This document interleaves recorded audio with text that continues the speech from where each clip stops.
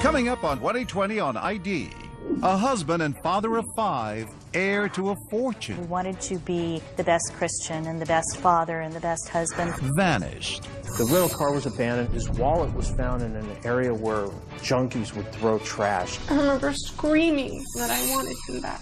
Was it amnesia, kidnapping, or something even more sinister? She says, "Oh my God, the Antichrist has returned."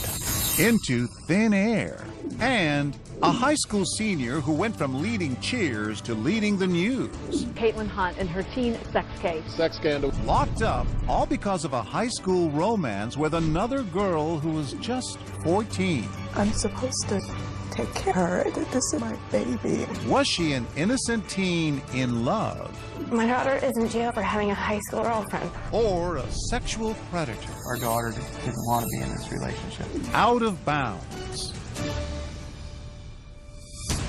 Welcome to 2020 on ID. I'm John Quinones. What happens when society's expectations and our own don't match? And why do some people hide their true selves while others embrace it, even flaunt it? Coming up, 2 people with one thing in common, but very different ways of dealing with it. First, a successful family man who one day simply vanished. It's a mystery that involved a death certificate, an insurance policy, and a family fortune. But as Deborah Roberts first reported in 2013, when it was finally solved 16 years later, the truth of what happened would hardly soothe this family's heartache. Most people grow up thinking that magic is an illusion and that people can't disappear. And I grew up in a reality where people do disappear. It's easy to assume that under the unblinking Arizona sun, no secret can stay hidden from the light of day.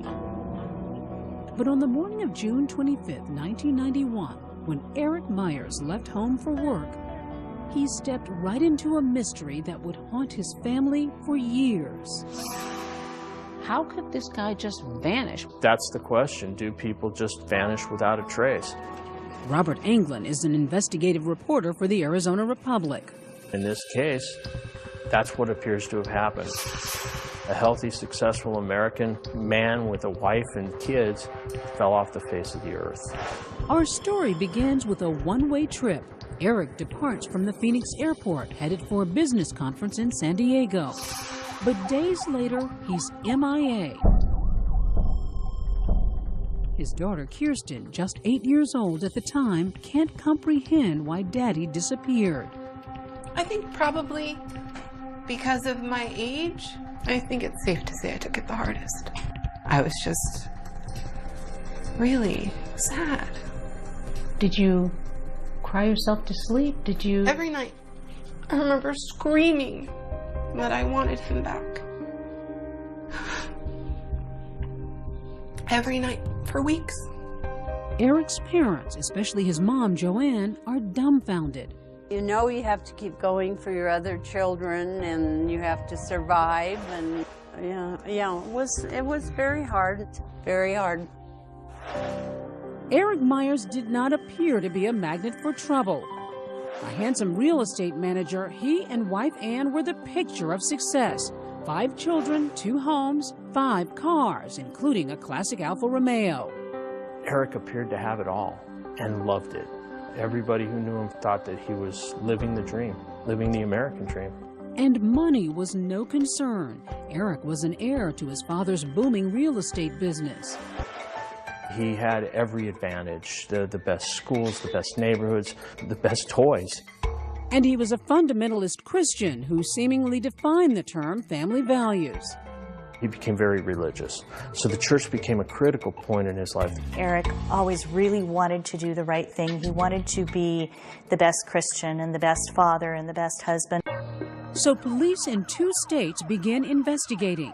But remember, it's the early 90s. With Madonna ruling the charts, the smartphone's a thing of future, and there's no social media or GPS help track missed people. What did they find out in those first few days of investigation? The rental car was abandoned. It was found in a seedy part of San Diego. His wallet was found in an area where junkies would throw trash. And then A month after he disappeared, these 3 canceled checks surfaced. Was Eric Myers murdered in a random mugging? Or perhaps the real estate heir had been targeted for kidnapping? They find out that he checked out of his hotel on the first day of the conference, but continued going. But nobody knows where he is. Nobody knows where he went. Police also consider an outlandish theory. The story goes that Eric at some point had rescued a woman from a violent biker gang, was trying to flee that subculture, and he had taken her in and given her shelter, and that the bikers had threatened his life. Those leads all turn into dead ends, and the case goes cold. Meanwhile, Eric Myers' family is in tatters. And was there any consoling? Was there anything? Oh, yeah. I mean, my mom did everything she could. But what was she going to do other than just hold me and tell me that it was going to be okay? Weeks dissolve into months, then years, with no sign of Daddy. So Anne and her kids are forced to move on, celebrating birthdays, proms, graduations, all without Eric. Anne Myers declined our request for an interview, but once spoke with Robert Anglin. This case is as cold as ice. Anne Myers is moving through her career. The family never holds a memorial service for Eric, but they do have him declared legally dead. With no body, no funeral, nothing except a death certificate to mark his passing, Eric Myers' life comes to an unceremonious close on June 30th, 1996. His family cashes out an insurance policy worth close to $1 million. But now when there should finally be closure, there's not. Troubling questions remain. Anne never believed he was dead in the beginning, but as the years passed, what she told me was she wanted him to be dead. She wanted him to be dead, and she wanted him to die unmourned, unloved, and unsung. And as time went on, I stopped crying. did you assume that he died? What did you think? No. The only logical conclusion that I could come to was, you know, it's a lot easier to find a dead body than it is to find a living one. And if a living body doesn't want to be found, then it means it doesn't want to be here. Could it really be that Eric Myers wasn't murdered after all? That he'd simply walked out on his wife, kids, and parents? And if so, why? It would take time, a trip to Mexico, and this nude model to explain it all. It sounds like he pulled off the Great Escape Act of the century. Yeah, he pulled off the Great Escape. Stay with us.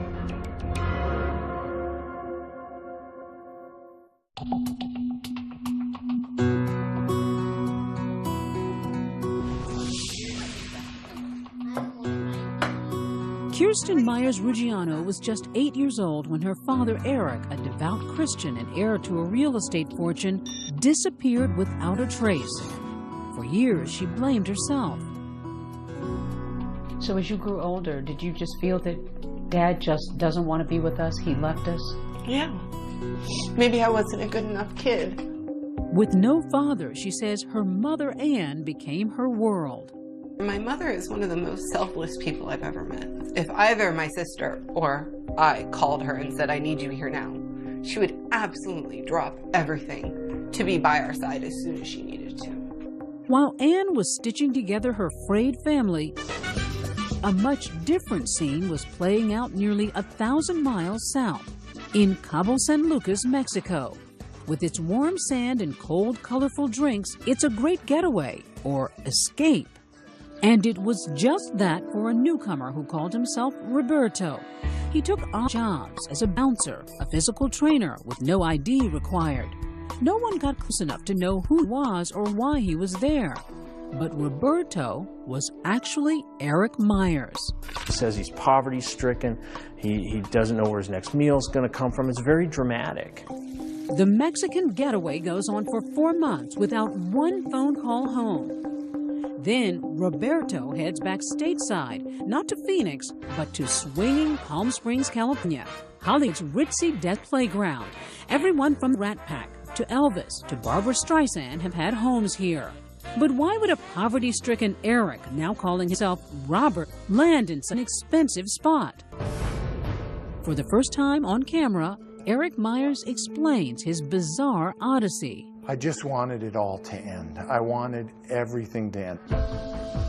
He says it's a story of pain that came to a head during that business trip in San Diego. You get to San Diego and you check into the hotel. What do you remember about the hotel? I don't remember even checking in.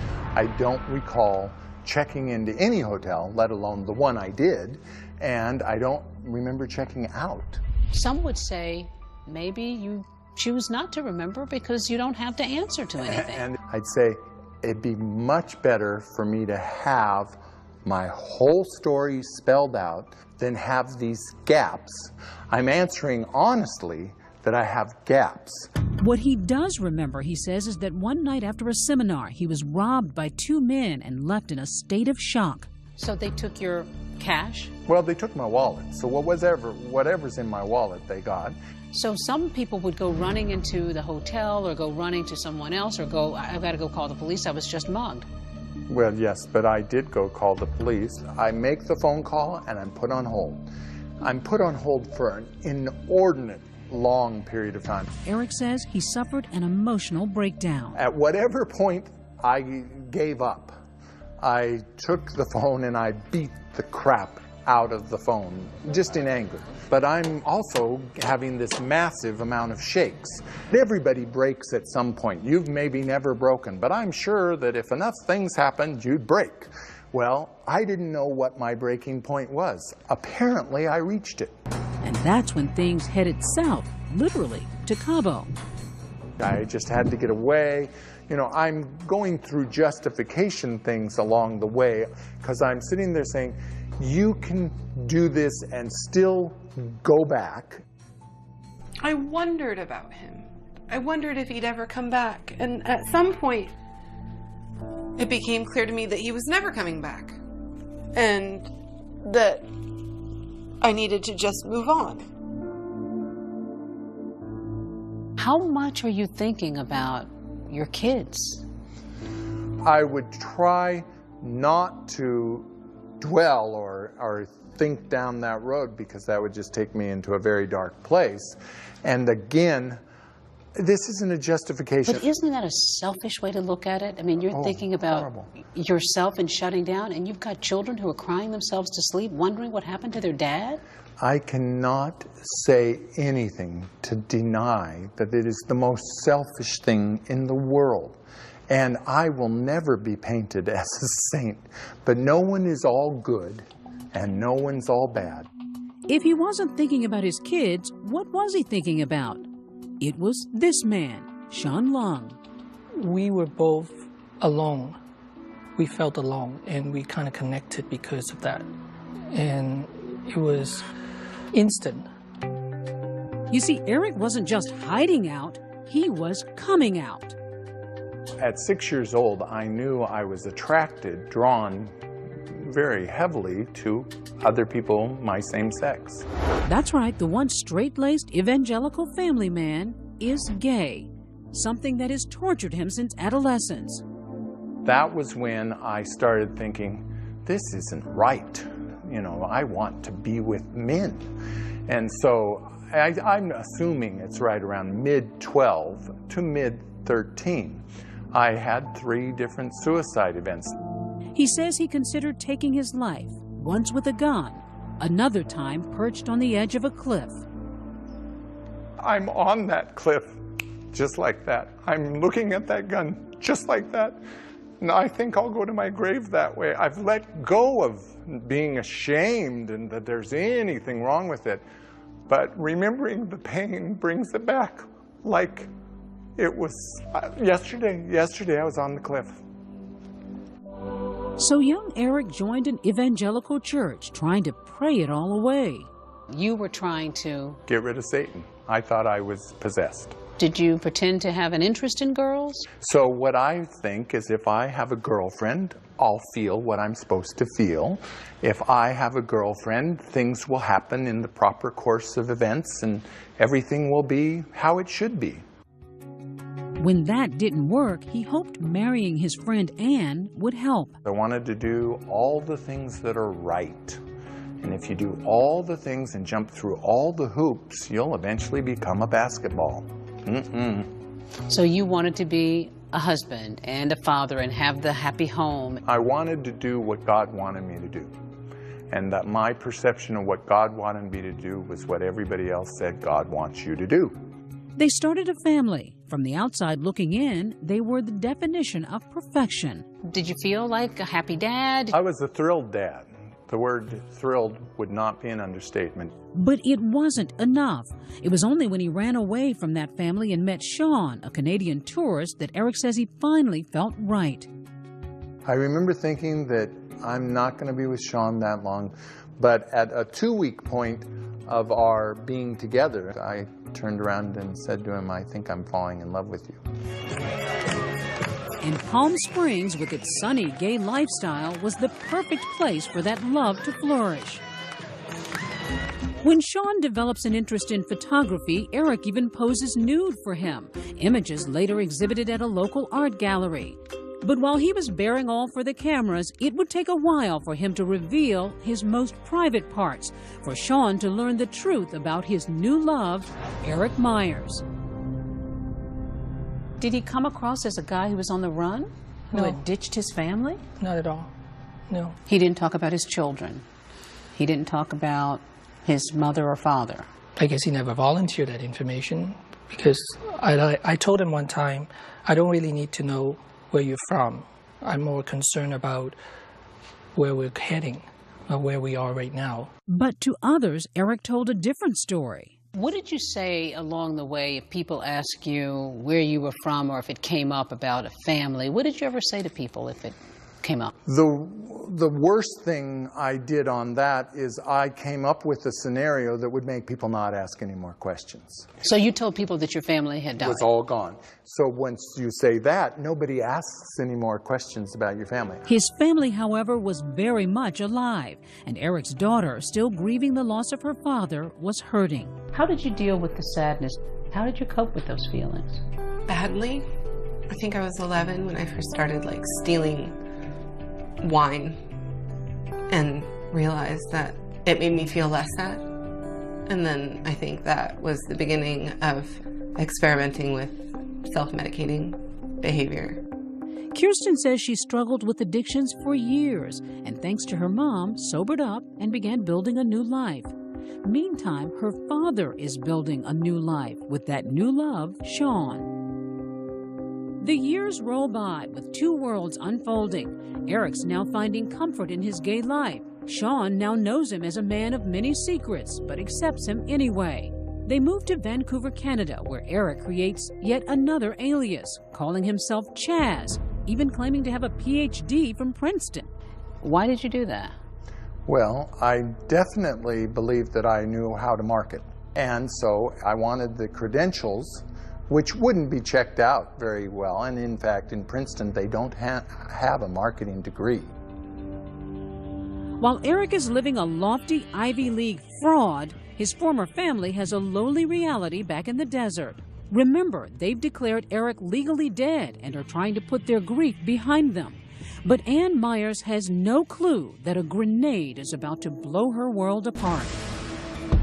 She says that her first reaction was, oh my God, the Antichrist has returned. He got away clean, but he came back and destroyed everybody's life in the process.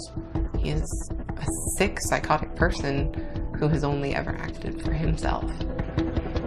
Stay with us.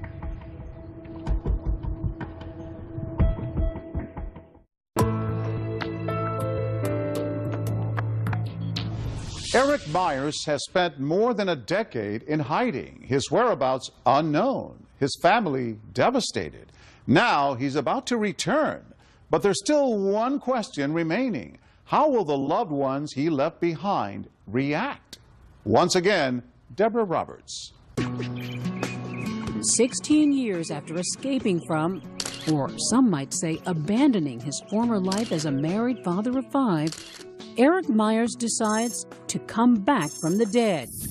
There was never any plan to come back, just like there was never any plan to leave, and it just happened. He reaches out to an old friend who eventually arranges a meeting between Eric and the one person likely to forgive him anything, his mother. I think we shared an energy of love that forgave everything like that. Just that. It was all gone. My mother and I were past it with one hug. A lot of people lose children, but they don't get them back, you know. I can think of nothing but gratitude about the whole thing. Today, Eric is reconnected to his brothers and sisters, most of whom have accepted him back without skipping a beat. I think of the picture we took. The first Christmas card we sent after he came back was our 5 kids. And every friend wrote back and said, that says it all. But his former wife, Ann, didn't roll out the red carpet. Her first reaction was, oh my God, the Antichrist has returned. Eric's resurrection dealt a seismic blow to his family and kids, especially Kirsten, now a mom of 2 who'd finally found happiness and peace in her life. When he came back from the dead, what was your overriding emotion? Disbelief. It almost hurt more to have him come back than it did for him to go in the first place. What hurts most? Discovering that you were abandoned by your dad, or that he is gay? I don't care that he's gay. If he was, you know, a normal person, it wouldn't make any difference. It bothers me that he thinks that being gay is an excuse to abandon your family. That's what bothers me. She says the heartbroken little girl, captured in an old family photo, still haunts her. And when I saw the picture of me as a child, it was really bizarre. I wanted to hug her, and I wanted to tell her that it would be okay. I wanted to save her, even though it was me. Do I acknowledge that I hurt people? Amen. Am I sorry for hurting people? Amen, amen, amen. I never wanted to hurt anyone. Was I under so much pain that I couldn't stand it anymore? Amen. I selfishly had to stop my pain. But why come back now and risk opening old wounds? Eric points out that he and Sean moved in with his elderly parents, caring for his father in the last few years of his life. Yet some wondered if he was motivated not by love, but by dollar signs, millions of them. It's not for money, it's not for inheritance, it's for healing. I mean, there's a lot of pain and suffering having to do with all my coming back. But it's all been for healing, and the majority of people have healed. But certainly not Kirsten, who's only glimpsed her father once in person since he returned. They've never spoken. Do you ever envision anywhere, years from now, that you might want to sit down with your dad and understand anything? There's nothing he can say. He's not even a real person. And the big question remains, was Eric's original disappearance all part of a master plan? Were you fantasizing at all about leaving, getting out of here, escaping your life? I say that as God is my witness, never once. But the insurance company that paid out Eric's death benefit doesn't buy it. With Eric still alive, Liberty Life Insurance is suing the Myers family. They're saying he committed fraud. They're saying he disappeared knowing that his daughters would be provided for through a death benefit. Robert Englund uncovered this explosive story while digging through court records. The Myers family trauma made headlines. Liberty Life wants back its $800,000 paid to Kirsten and her sister, plus interest. But who should pay? Eric's ex-wife Ann and his daughters say he should, but he says there's no legal obligation. My life insurance policy wasn't mine very quickly after I left. A conservator was named after I disappeared. He says that conservator, his father, made decisions that take him out of the equation. It's a messy family squabble. But despite the painful consequences, Eric insists he made the right decision to return. Have you accomplished what you wanted to by coming back from the dead? Yes and no. No, it's not how I wished it had happened, but I'm okay with how it happened. But did I do the right thing? I think totally. Did I do the selfless thing to subject myself to whatever may fall my way? Yes, I think I did the right thing. To live in a disguise is a horrible prison. And then to take the disguise off, it might hurt some people. But did you do it to hurt people, or did you do it to be true? And once they see that disguise off, yeah, it's their choice to like it or hate it. His daughter has clearly made her choice. It's insulting to all the gay people that I know and love for him to say, well, I did it because I was gay. I know a lot of people who would never do this and absolutely never blame it on their homosexuality. I don't believe that he's capable of love. Toward anyone. Towards anyone but himself.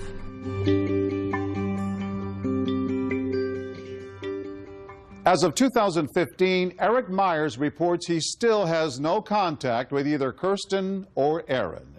He and Sean Lung are now married and are back living in Palm Springs. He says his mother, Joanne, visits them often. Liberty Life Insurance won its lawsuit against Eric Myers, his two daughters, and his father's estate. They were ordered to pay a total of $870,000. When we come back, a high school romance. But what would land one young lover behind bars? A criminal relationship never crossed my mind once. But it crossed the minds of these parents. I think Caitlin Hunt forced our daughter to stay in this relationship. A showdown between teen love and the law. When we come back.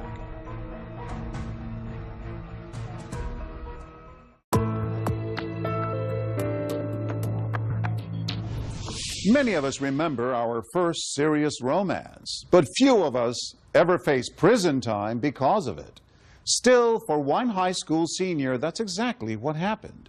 As Matt Gutman first told us in 2013, this story of forbidden love exploded in a face-off between two families and pitted a teenager against the strong arm of the law.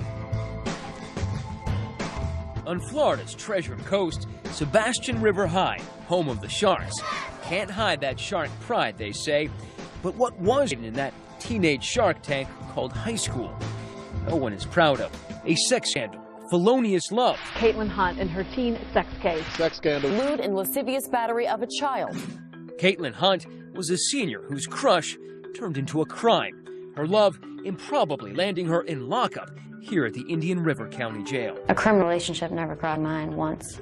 Hunt was an honor student, a choir girl. I wanna sing, I wanna shout, I wanna scream so loud. And the team you see tossed in the air by her fellow cheerleaders here was also voted most school spirit.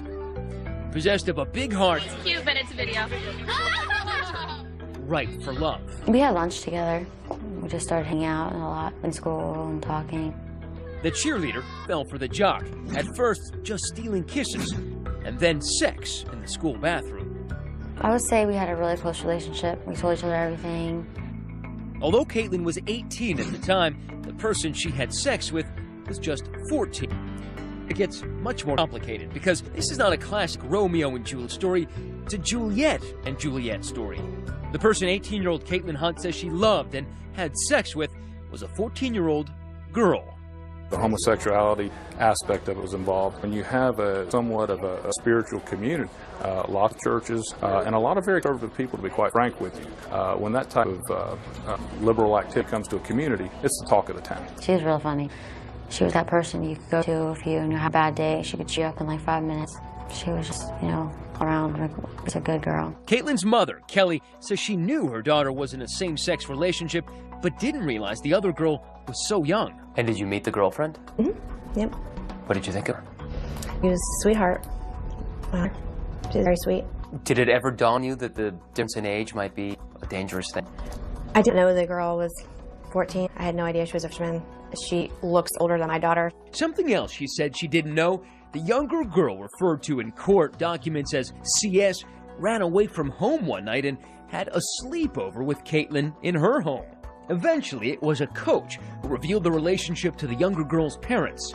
The next day, they and their 14-year-old daughter were in the sheriff's office. Their feeling was that the relationship was unhealthy and inappropriate based upon the age of the parties. Crimes Against Children detective Jeremy Shepard set a trap in the younger girl as bait. Tell me how you decided to do this controlled phone call with the victim.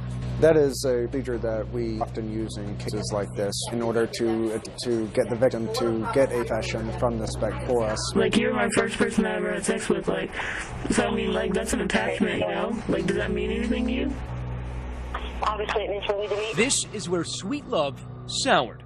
In the state of Florida, even consensual sex between an 18-year-old and a 14-year-old is illegal. Caitlin was arrested. They had her in handcuffs in the driveway. Into a police cruiser. What's going through mind? I don't even know. I was so shocked.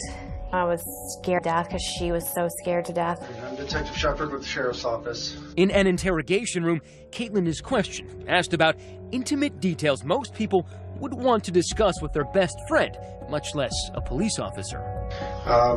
Would you say the first time y'all had sex was before Christmas or after Christmas? After. Okay. We met Kate at the Indian River County Jail for her first interview. We expected to meet a bubbly teenager, but after 2 months in lockup, the high-spirited girl was gone. This Caitlin appeared stunned, nearly speechless, a bit bewildered by the whirlwind that landed her here. So you literally didn't know that it was that you were breaking the law? No, I didn't know. I wouldn't have continued if I really knew the laws were, and if I knew what I was getting myself into. Assistant State Attorney Brian Workman charged Caitlin with 2 counts of lewd or lascivious battery. Those are felonies. I don't think that either one of these girls thought that anything that they did was wrong. I understand Caitlin is 18. I'm well aware that he's 18, but in no way, shape, or form, that child and adult.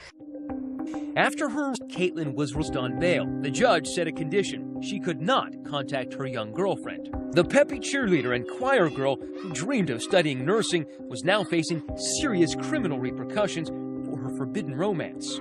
A possible criminal record, registering as a sex offender and going to prison for a maximum of 30 years. Voted most schools hear it? Yeah. And then you're in jail. I know. It's like something you think you would never go through.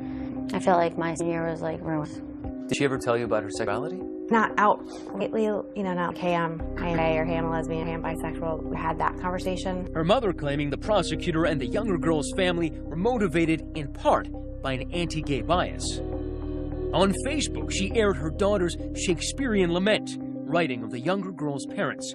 They were out to destroy my daughter. I feel like my daughter made their daughter gay. The family then came up with this line: stop the hate, free Kate. I needed somebody to know what was going on, and for someone else to say, you were right. Like, this is absolutely crazy, wrong. Gay rights activists and others grabbed this digital gauntlet and rallied behind Caitlin and her family. Supporters donated tens of thousands of dollars. A petition against the prosecution got more than 300,000 signatures online. And in June 2013, Caitlin flew to New York to march in the world's largest annual Gay Pride Parade. What does it feel like to, in some ways, become this icon of the gay community? Pretty awesome, because, the support from that community is just overwhelming, but nice at the same time. I'm scared of losing my life, the rest of my life, not being able to go to college and be around kids and my sisters and my family. Caitlin were Kyle. How different would this be? My honest opinion is it would not be an issue. Do you think CS's parents would have gone to the police had they not believed he was in a gay relationship? I believe they would have gone to the police anytime they found out that an adult was having sex with their child, particularly school. An adult who was in high school with her. She's an adult. Basketball team, cheerleading. She is an adult. Florida has a mandatory reporting law, and if they had not reported, they've been committing a crime. Even so, the prosecutor offered Caitlin a plea deal. It included no jail time. She rejected the offer, insisting she did nothing wrong. She wanted a trial to prove her innocence. Tell me what you were fighting for. Equality, justice. But then, a shocking reversal. 20,000 reasons, Caitlin Hunt landed right back in jail. Parents thrown into a tailspin over a phone call from their daughter. Behind bars and desperate. Just hang in there, just calm down. And what about the other parents? We'll hear how they suffered and their surprising views about the relationship that became crime. Stay with us.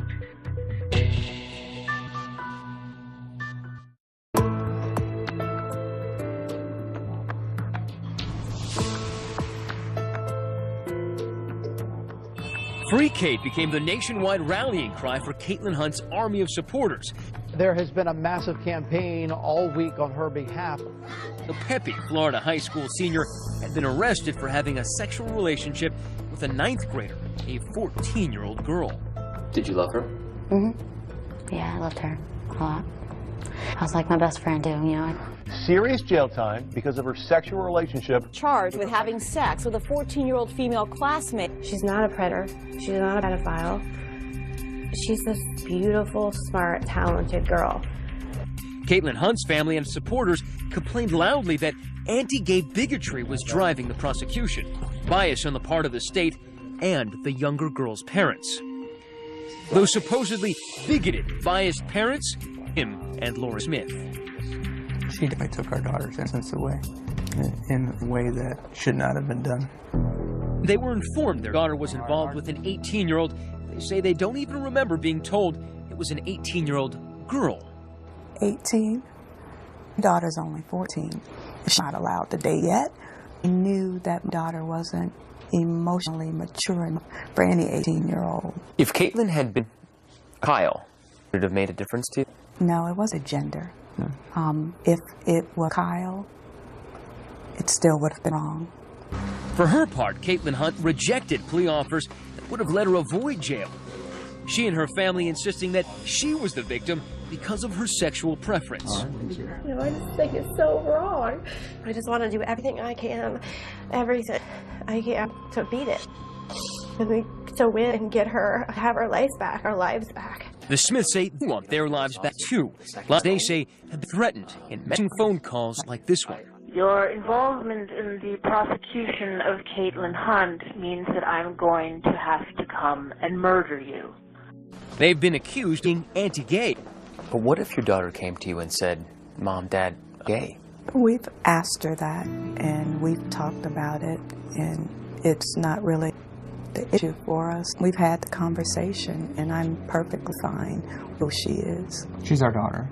We're going to love her no matter what. We're going to love her till the day we die. They told me today that they'd accept the daughter, whatever her sexuality might be. That's true? No, I do not. I think that's a lie. I've always thought it was a gay issue for them. And the time the young girl ran away wound up, as they would later discover, in the bedroom of Caitlin Hunt. The girl's parents say that was one of the worst days of their lives. Lori, of all the things that we've talked about, your daughter going missing seems to be the thing that is most painful to you. Why? I thought someone had come and taken her, and my only thought was, I should have been there. I'm supposed to take care of her. This is my baby. But the Smith family had not heard the last of Caitlin Hunt. In spite of the judge's order forbidding any contact whatsoever, police say Caitlin had been exchanging text messages with the other girl, more than 20,000 texts, sending her nude and lewd photos and videos of herself, and most damning, there was intimate physical contact. I wonder if you feel that you've made a mistake here. I made a mistake. Do you think you made a mistake? Did you do anything wrong? I don't even know. I don't know how to answer that question, honestly. Do I think I made a mistake by dating someone in high school that I went to school and I played basketball with? No. I don't think I made a mistake. Do you think you made a mistake by sending her 20,000 messages, including nude pictures of yourself? Yeah, I think that was a mistake. Why do you think that happened? I think it goes back to having, two teenagers who think or are in love. But you kept up the contact, even though you shouldn't. Why? I needed closure. I felt like I had none when that first happened. I was forced to stop talking and forced to stop dating, and I just got wrapped up. 20,000 text messages. Nude pictures. Videos. I think Caitlin Hunt forced our daughter to stay in this relationship when our daughter didn't want to be in this relationship. The judge ordered Hunt to wait out the rest of her time before trial in the county jail. The girl who dreamed of being a songbird, she now finds herself growing older as a jailbird. Her hard times obvious during our interview with her parents when Caitlin called from lockup. Okay, relax. Relax. Tell me what's going on. It's okay, calm down. I know, calm down, honey. Calm down. Kelly Hunt's Caitlin was upset. Fellow inmates were harassing her. The parents tried to put on a brave face for their daughter, but afterward can't hide their pain. Sorry. I don't think anybody can imagine what you're going through. You can't, I mean, you just can't really describe it. It's so horrible. She's just a little kid, you know. When you think of Caitlin, do you think of her as a kid, like your daughter, or do you think of her as an adult? I honestly think of her as a child. I think that if she was an adult and she thought like an adult, then this would not have happened. Do you think she loved you? It's hard to say now, after all this came out and stuff, but I believe she did at the time, before I got in trouble. Do you love her now?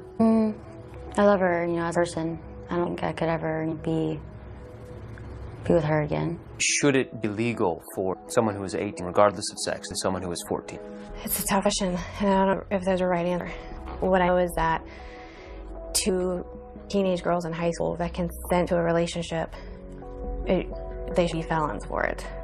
I mean, I never really got educated on dating laws or, you know, the age differences and stuff like that. Would you raise your hand, please? You swear to the testimony about the truth, the whole truth, nothing but the truth? In the end, there would be no trial for Caitlin Hunt. She agreed to a plea deal that will set her free in 2 months. A gift for her sick family. Although there will be 2 long years of house arrest, followed by probation. As long as I'm home with my family, I get to see everybody every day, and then I think I'll be